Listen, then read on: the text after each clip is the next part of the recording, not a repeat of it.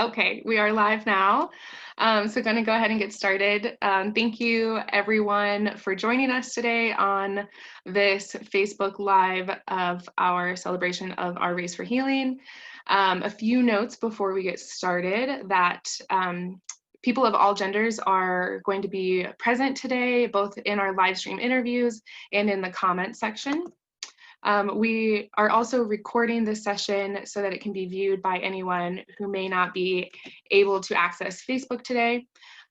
We do invite everyone to follow along and leave comments below if you feel comfortable, but know that since this is broadcast on Facebook, comments are public and can be viewed by anyone. So now let's get into it. So I'm excited to be hosting today's live stream for It's About Movement.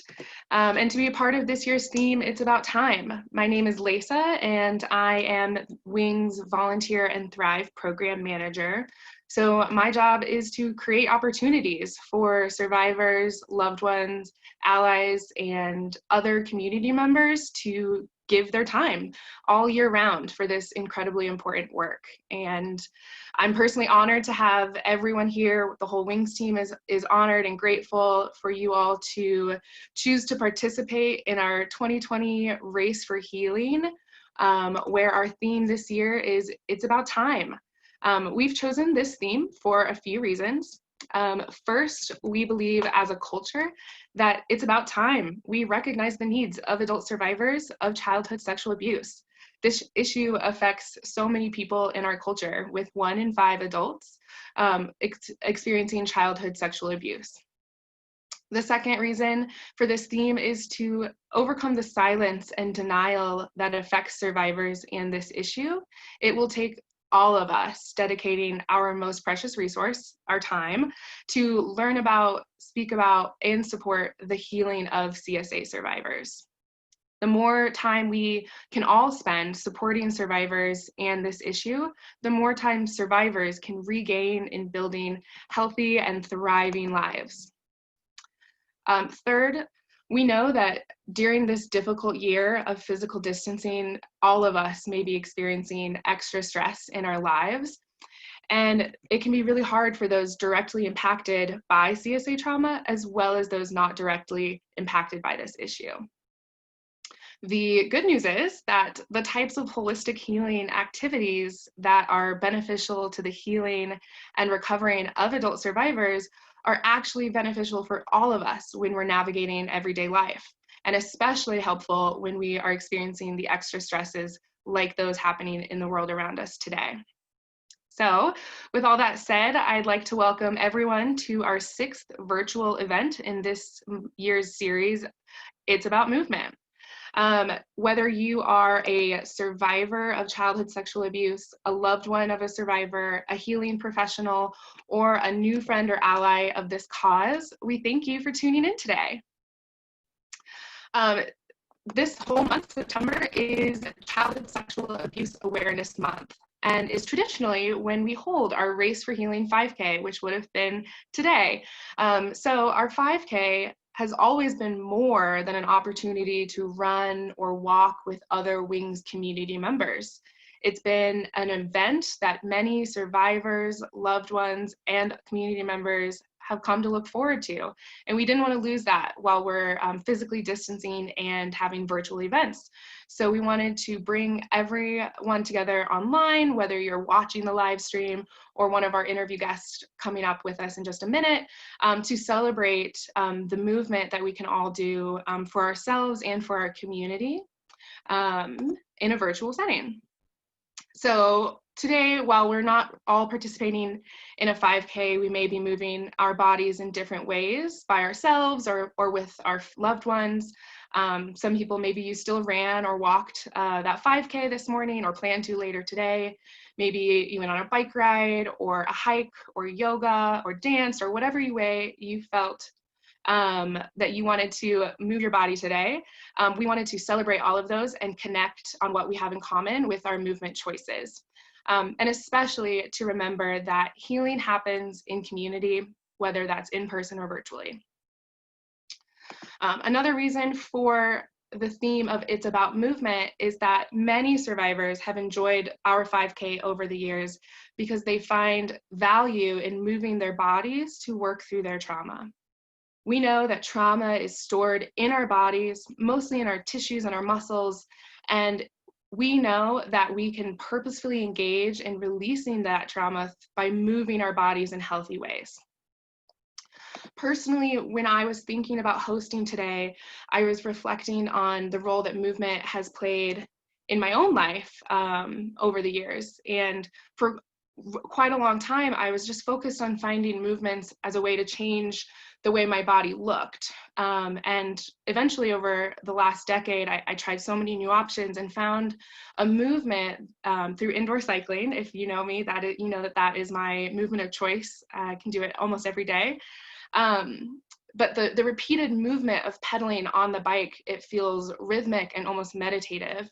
And through cycling, I was able to find this opportunity to give myself time each day to let my brain and my body connect that I don't get to always in the rest of my day. So it was really a shift of how can I use my body to help my mind, and rather instead of having my body be moved to change it. And that is something that I was really excited when I was thinking about movement, and can't wait to hear how movement is brought into our interviewees' lives. Before we get to those interviewees, I want to shout out anyone who has already posted on social media about their movement. Like I said earlier, showing the time that we can dedicate to our own individual healing is ways that we can show that we are supporting survivors in their healing and giving time in the support of a more resilient community for all of us. So if you have been posting on social media, go ahead and give yourself a pat on the back. Thank you for moving and posting. If you feel comfortable, continue to post your movements throughout the day or even the rest of the month. We love to see those. If you have a race t-shirt, feel free to post in that as well and tag Wings. We'd love to see what you're up to today and the rest of the month. And then because movement is different for everybody, and to celebrate all the different movement wins of today, we wanted to bring a few of our race participants to our live stream to share their own experiences about participating today and the rest of this whole month, and how they're incorporating movement into their lives. We'll also be joined at the end by Wings Executive Director Jenny Stith to connect our movement today to some of the broader aspects of the movement to support CSA survivors for the rest of it. So here I have Mary with me. Mary, why don't you go ahead and introduce yourself and tell everyone how you chose to move your body today and why you chose that movement. Awesome, thanks, Lisa. Hi, everybody. My name's Mary.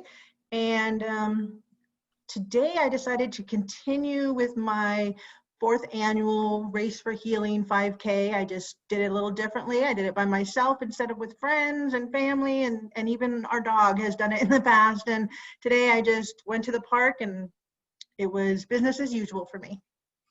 Great. Yeah, it's so nice. I know we got to meet last year at the 5K and to have this opportunity to still celebrate together our movements, even though we had to move separately this year. It's great to have you joining us to celebrate that.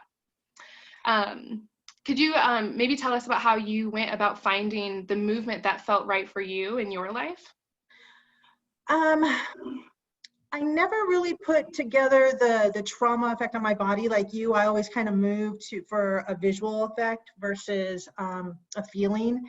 And just being outside and walking and, being aware of my arms swinging, my legs moving back and forth and picking up the pace and my breath, I was able to really feel my movement versus just doing it for random reasons or the wrong reasons or not incorporating this reason into it. And now that I kind of have a sense of the connection between movement and trauma, I'm more self-aware. Great. Yeah, do you want to talk about a little bit more about how movement has impacted your healing and what's brought you back for 4 years of a 5K with us?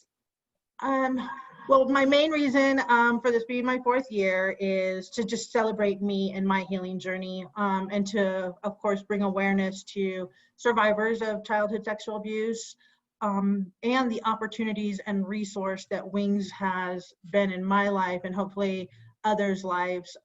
It's just a huge resource when it comes to healing. Um, and so that's my initiative. You know, I will continue to do this and be a supporter of Wings and do the Race for Healings, whether they're virtually by myself or with a big group of people in the future.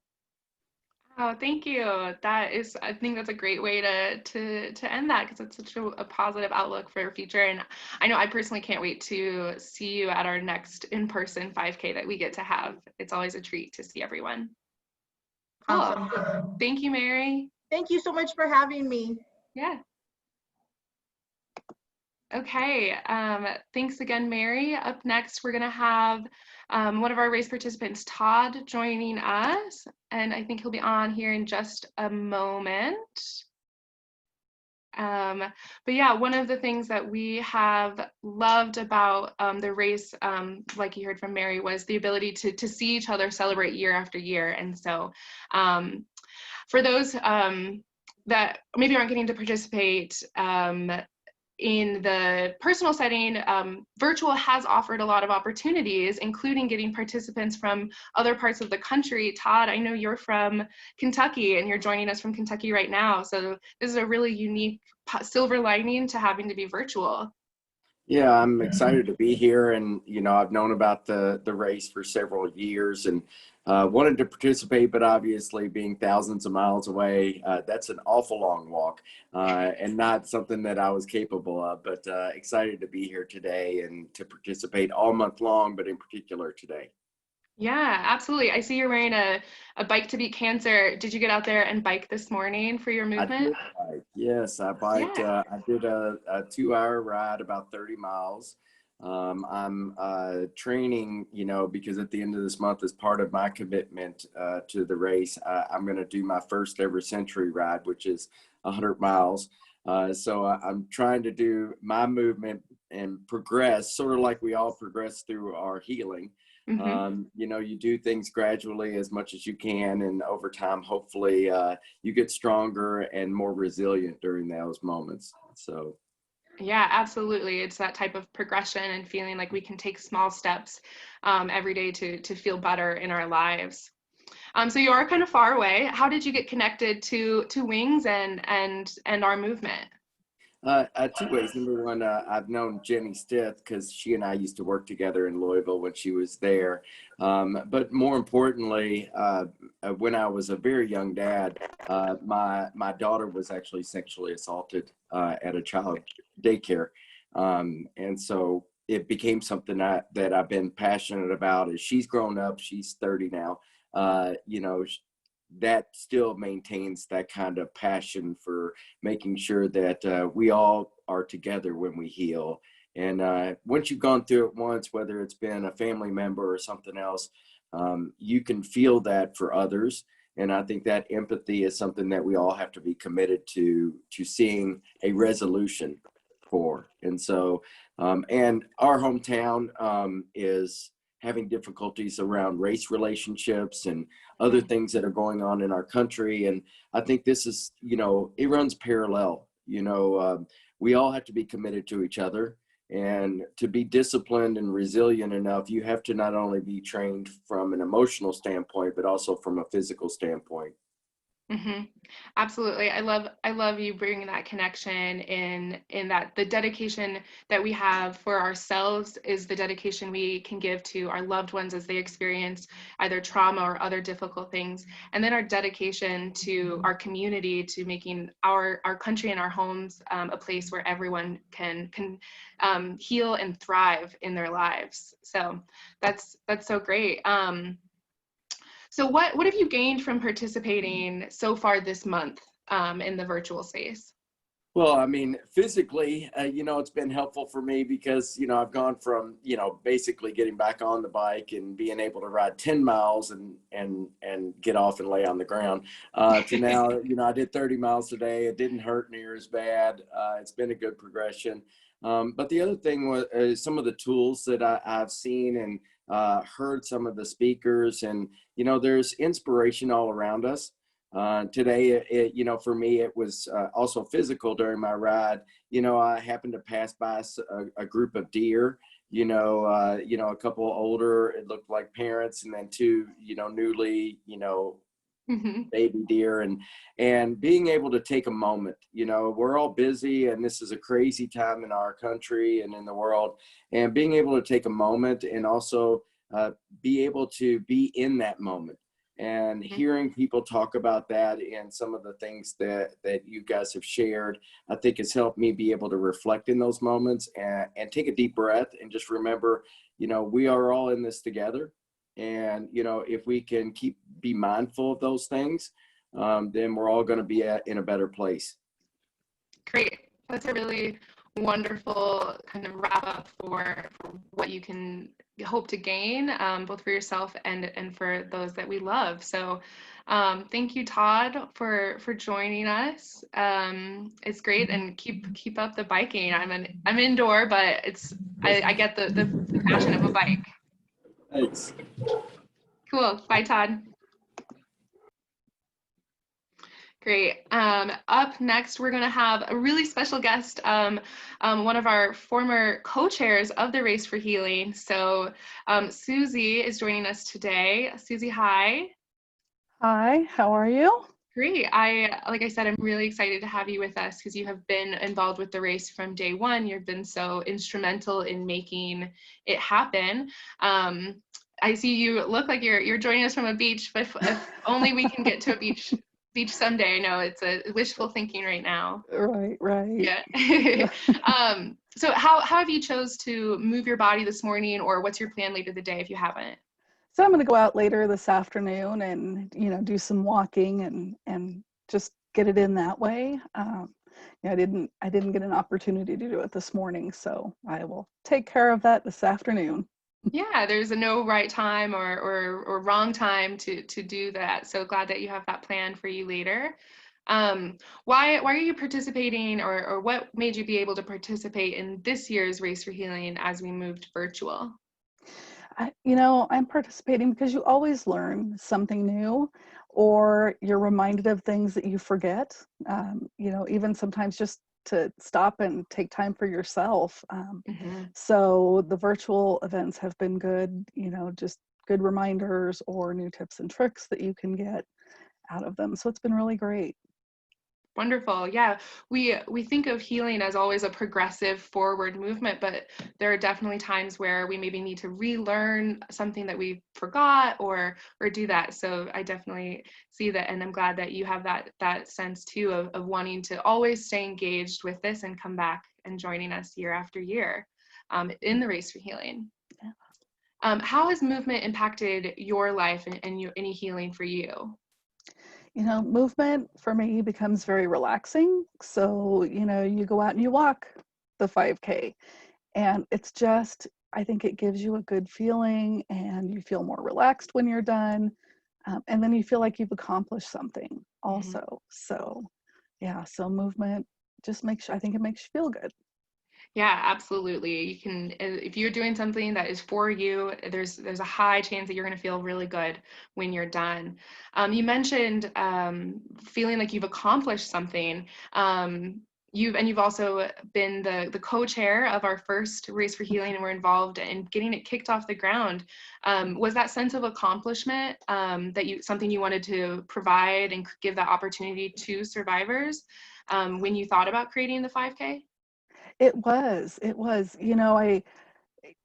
When I started my wing support group, I thought a lot about what were things that could happen to help wings out, to raise funds, to help survivors. And, so the Race for Healing just felt like a good thing to do. It's something I'm so happy that it's still going and that it's in its 6th year. And when you go and you watch, especially when I think back to the first year, watching people cross that finish line and the emotion that you could see in them when they were done, it was amazing. And it was an amazing feeling to see that and to give them that, and to see it still happening every year. is just an amazing thing. Yeah, I've gotten the privilege to be a part of last year's Race for Healing in person, and that finish line moment is such an accomplishment and a wonderful symbol of there is joy at the end, even if like running or walking is hard for you. If you are able to do it, it's a great symbol of the work that goes into the joy that we can find as we build to do good things for ourselves and our lives. Right. So. Right. Yeah. Well, Susie, thank you so much for sharing that with us and for joining and for staying with us 6 years, even after you've stepped down from the race committee. It's always a pleasure to get to talk to you and hear how far you've come and what you're still continuing to do with us here at Wings.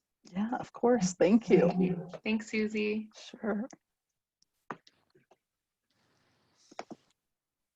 All right. And then we have Trent and Ricky and Via and Atler, almost the whole family all together to join us. Hi, everyone. Hi. Hi. It looks like you all are out on your movement right now. We are. We're out in the neighborhood taking a walk with the twins. Yeah. Cool. Is walking something that you choose to do as a family often? Is it something that a movement you have in your lives pretty often? Yeah, it's almost every day, almost every evening. So, yeah, it's a big part of it. Oh, It's a great. big evening tradition for us. Yeah, that's so great. I'm glad that you are giving us this privilege of joining you on your family walk. It feels like we're all getting to be a part of your family too. Yeah. Great. So why are you all participating in the Race for Healing this year in the virtual setting? Well, this is our 6th year participating in the race. We've done it ever since the beginning, and didn't want to miss out on this year, despite the challenges in the community of being able to get together as a big group. We still feel like we're part of the overall group, even though we can't see everyone face to face. So it's always really important for us to get this event into our schedules, and it's really become part of our family tradition. So. Yeah. You mentioned having to kind of adapt as we move into this virtual setting. So how have some of those physical distancing guidelines affected your ability to move, either yourself individually or as a family?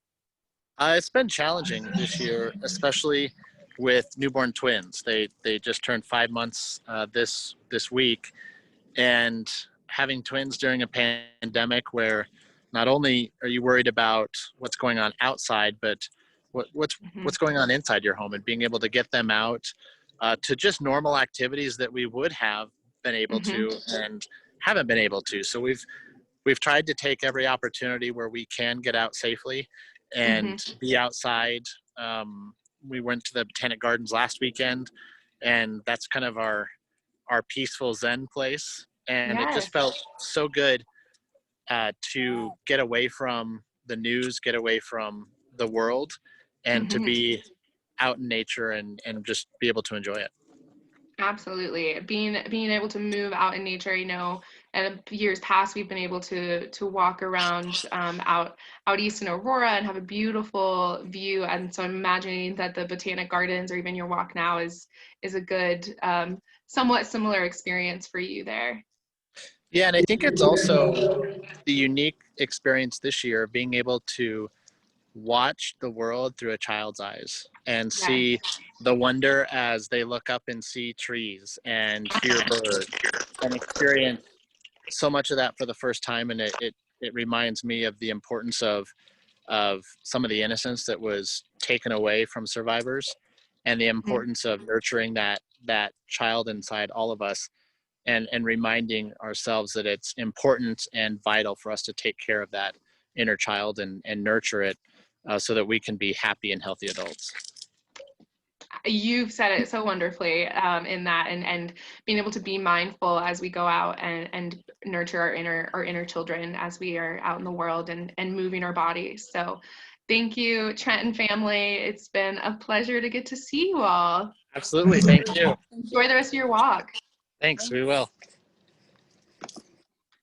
All right, that was the last of our race participants, but before we sign off, we're going to hear from Jenny. Jenny, it's so nice to see you today. We've been working remotely, so we get to see each other pretty often, but even extra special to still get to see you on what would have been our race for healing. How have you been able to incorporate movement into your day, or what's your plan for the rest of the day?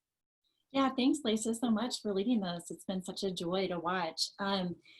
To be honest, I haven't moved yet, but I'm planning to this afternoon. I can't wait. I've just been a little slow to get started this morning. I've been a little heavy, to be honest, with just everything that's happening in the world, especially with the passing of Justice Ginsburg last night. So anyway, that's my energy this morning, but I'm just filled with hope and inspiration just being part of this call.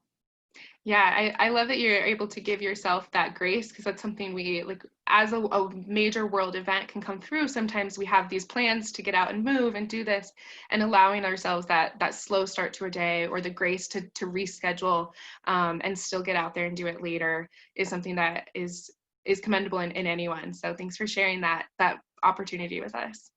Thanks. Yeah. Well, and I just wanted to speak to just in terms of like how movement really ties into the broader movement. Were you going to ask that question, or should I just? No, yeah, go for it. I love that. Yeah, so I really wanted to speak to the aspect of the Race for Healing that has been about solidarity and connection for survivors. Because when I think about too, like the moments that Susie spoke about of survivors crossing the finish line, or when I think about also connecting with survivors like Mary, also, you know, in years past, and of course working with Trent, there's been such strength for me personally, and inspiration, like that Todd talked about, when we come together as survivors. Because most of us who've experienced childhood sexual abuse think that we're the only one, when in fact this affects more people than breast cancer, for example, just as one comparison. And I remember in that first year when Susie and others created the race, it was because with the number of survivors of this impacts, the fact that there aren't more efforts like the Race for Healing, that didn't seem right. And so just to have a chance to bring survivors and supporters together and say, we don't have to feel alone, because we're not actually alone, has been really powerful. And again, I just want to thank and celebrate everyone that's been a part of the mission and of the Race for Healing, and everyone that's been on the call this morning. I, love hearing what each person added, because again, so many people don't want to talk about childhood sexual abuse, and yet it's happening to kids, and impacts adults for a lifetime. And so recognizing that and being able to be someone who engages in resilience and healing and voice and empowerment and nurturance, to have a man and a male survivor talk about nurturance, and to see the beautiful ways that Trent parents, along with Ricky, is so inspiring to me, because that's how we prevent future abuse, and it's how we help more people step into their healing. And I was thinking about that in particular to the world events that are happening, and just to speak to the one with Justice Ginsburg passing, but also with the calls for racial justice, and with climate change, and all of these things. They're all really connected to ideas around honoring the health and well-being of all of us, and creating systems that do nurture and do recognize just the human spirit in all of us. And that we as survivors have a lot to share in terms of why that's important. And as we come together around this specific issue, and as we're invited to step into our strength and our power individually, and then adding that together, I really feel like there's a lot of solution and again, strength to bring into the world. As much as challenging and difficult right now, being willing to stand in that hope and that resilience and that power together is the good news, right? It's the really hopeful news. And so one other thing, but anything else you want to ask about that? Yeah, no, what I'm just hearing from you is that while it can feel like we are pulled in all these different directions between major world events that are happening that feel like we have to be in every place at once, the interconnectedness of all of them is that it takes resiliency and a dedication to ourselves and everyone else. So those lessons that we can learn in supporting CSA survivors are the things that'll help with all of these other issues that are happening what seems like at a record break pace right now.